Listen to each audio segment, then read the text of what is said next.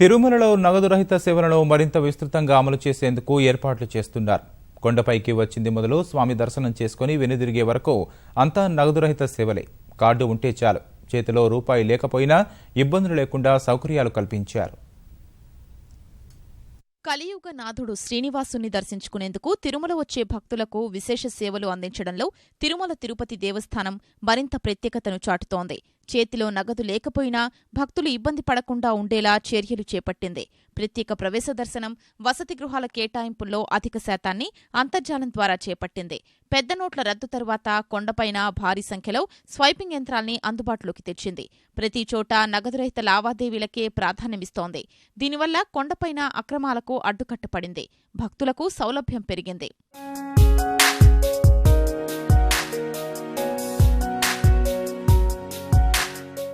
Next ఏంటంటే ఇప్పుడు ఏటీఎంలో ఇప్పుడు చాలా ఇబ్బంది, ఇక్కడ ఏటీఎంలు దొరకవు మనకి. సో జనాలు పరిగెట్టడం కన్నా ఎక్కువ హెవీ క్యాష్ క్యారీ చేయడం మానేశారు. ఇప్పుడు డిమానిటైజేషన్ ఎఫెక్ట్లో క్యారీ చేయట్లేదు ఎవరు క్యాష్. వీటి వల్ల జనాలు చాలా ఈజీ ఫీల్ అవుతారు. ఎందుకంటే జస్ట్ మన ఒక కార్డులో మనం ఎంత క్యాష్ కావాలంటే అంత క్యారీ చేసి వాళ్ళకి పేమెంట్స్ చేస్తున్నాం. మనకి డబ్బు పోతుందనే భయం లేదు. ఒకవేళ కార్డు పోయినా మన డబ్బు మన జాగ్రత్త బ్యాంకులో ఉందని నమ్మకం ఉంది. సో ఈ వీళ్ళు డిజిటలైజ్ చేయడం చాలా కరెక్ట్. ఆర్జిత సేవలో ఈ హుండీ, విరాళాల సేకరణ విభాగాల్లోనూ నగదురహిత లావాదేవీల్ని అందుబాటులోకి తెచ్చారు టీటీడీ అధికారులు. మనకు 2 రకాల పిలిగ్రిమ్స్, 2 రకాల సౌకర్యాలు ఉన్నాయి. మన దగ్గర మెజారిటీ రూమ్స్ అంటే సుమారుగా 70% వరకు కూడా రూమ్స్ మనకు 100 రూపాయల లోపల రుసుము ఉన్నది. అందుకని ఆ కౌంటర్ దగ్గర, సిఆర్ఓ కౌంటర్ దగ్గర ఎక్కువగా నగదే చెల్లిస్తూ ఉన్నారు.